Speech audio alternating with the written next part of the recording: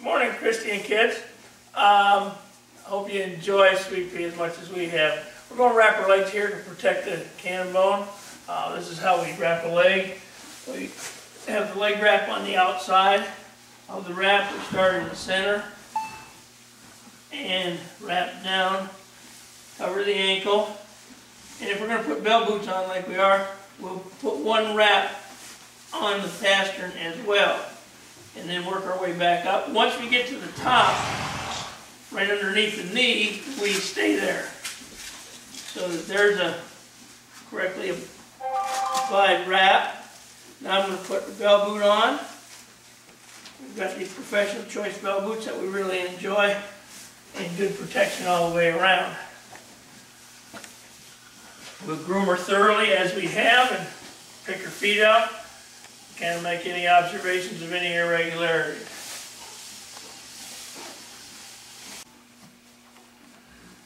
We like to pick all 4 feet on each horse before we work them. So we'll go ahead and pick her feet using the puff pick with a brush on it. We'll pick on either side of the frog and in the center of the frog. And this helps us see if there's any foreign matter, and certainly take away any packing in the foot that might create an undue pressure on the sole when we work her.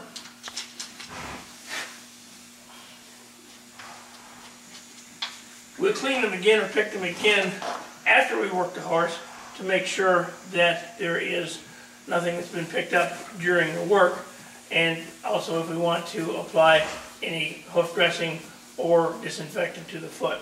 We like to put hydrogen peroxide in before we put the hoof dressing in, just to get a clean situation going underneath the hoof dressing and kill any bacteria that might be there. Take a hold of the cannon bone behind, pull it forward, and then quietly and softly pull it back. She wants to stretch a little bit.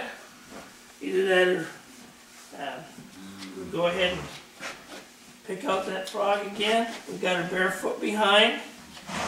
You folks might choose to show her behind depending on your footing and so on. She's a very good footed mare.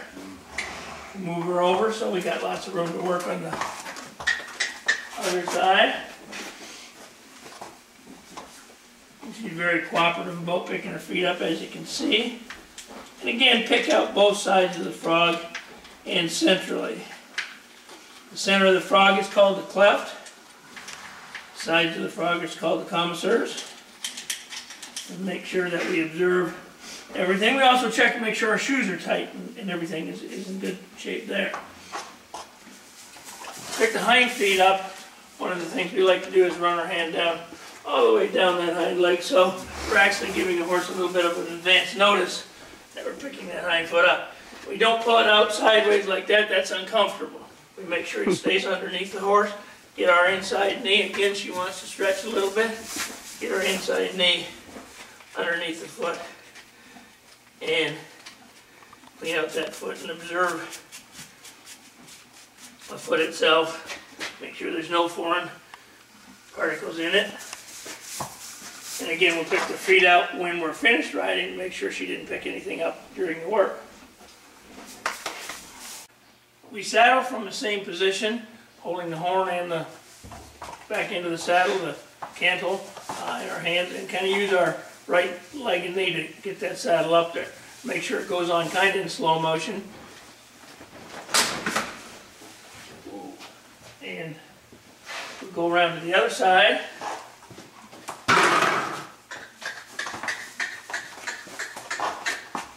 Always giving ourselves lots of room to work.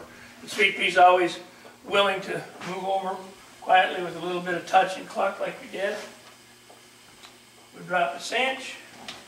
Make sure the center of the cinch is a little bit to the right or towards us, so that when we tighten it, the cinch ends up centered. Again, we move her over quietly. A little cluck and a little push on the rib. Pat her for being a good girl and moving over. Also lets her calm down. Now when she's in the cross ties, we want to snug her saddle up just moderately. never saddle a horse up tight in the cross ties. Usually, when we go to lunger, and we always lunge a horse before we ride him, we'll snug it up another hole usually before we begin the lunging, and then when 10 or 15 minutes of lunging, whatever we do, is completed, we'll probably be able to get another hole. So as you can see, the saddle is just moderately snug, but it is right now too loose to work her. So again, we'll go to the work area and snug it up a hole. One of the things we like to do, just as a little reminder, is we'll leave the latigo hanging, and that reminds us, that's our signal here at the ranch to remind us that this saddle is just relatively loose. You can see, because it's loose, she's very calm and relaxed, and she might be a little antsy, as any horse would if they get saddled too tightly in the cross ties. The bit that we like to ride Sweet Pea in is just a real soft, easy, smooth mouth, short shank snaffle.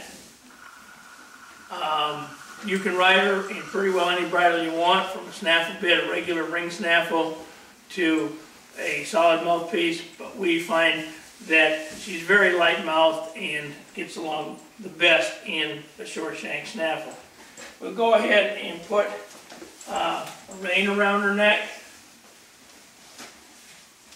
as we will when we bridle any horse, and then we will drop her halter, and this way at any point in time if she moves, all we need to do is get our hand on her nose and we have control between the neck rope or neck rein and the hand over her nose. And you'll notice that she kind of helps you put the bridle on. I let the bit sit just underneath her chin so I can change hands and put my right hand up here on the crown and my left hand spreading the bit. She'll just open her mouth and make it real easy for you, and keep her head down nice and low. She's just kind of a little darling about everything. And there she's ready to get prepared to lunge. We'll take our lunge line and we'll tie our reins in a single knot. Make sure that while her head and neck is in front of her, that the reins are of an even length, and then we tie a single knot just like that, drop it over the horn, snug it up, and if we've got a working ring on the pommel of the saddle, we'll slide the reins through that working ring. That way they won't come off the top of the horn. If we don't have a ring on the pommel, we'll put them through the gullet and down. As we get to the round pen, then we'll go ahead and snug that saddle up, and sometimes even 2 holes from where we had it in the barn.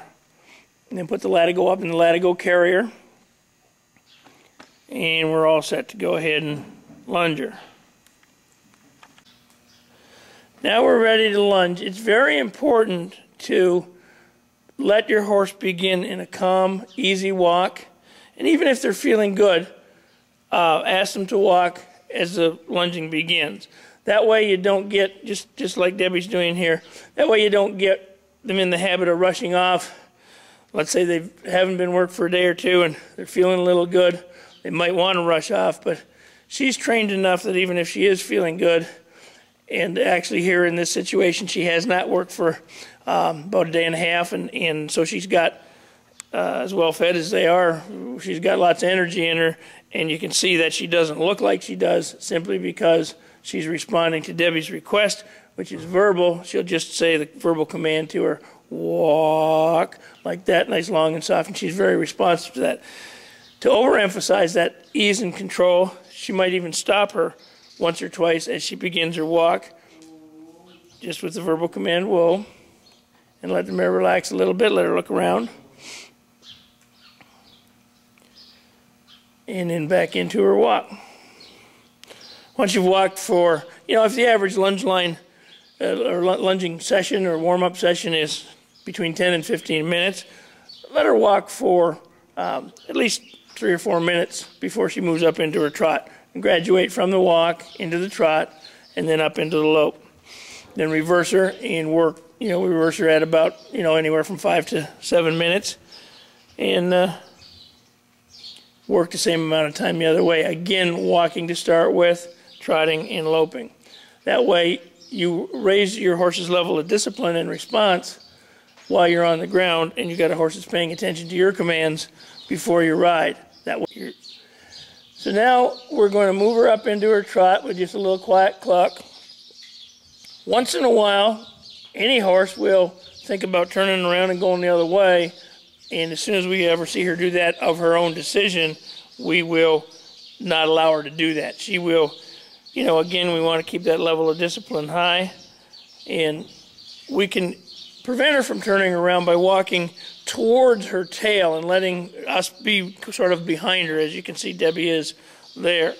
Notice that the verbal commands for transitions down are the words. In other words, if Debbie wanted her to come back down to a walk from here, she'll use the verbal command walk like that, and that relaxes her. If she doesn't respond to the verbal command, she'll just gently bump that lunge line and remind her that she must respond.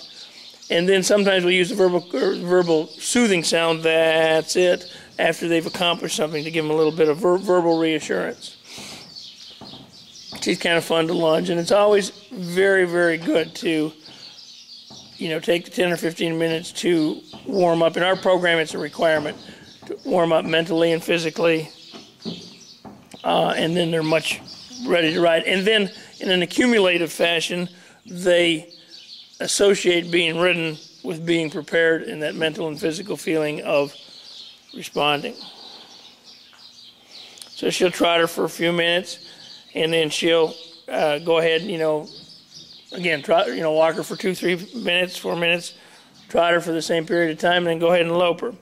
She'll kiss at her and just kind of raise her right hand.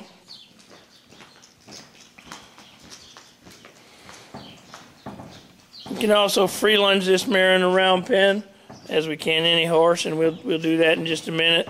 We might warm her up with the lunge line on her, just so that if there is a necessity, like there was a minute ago, to emphasize the command to walk from the trot, which is what it was, then we can use that lunge line for a little bit of a gentle bump.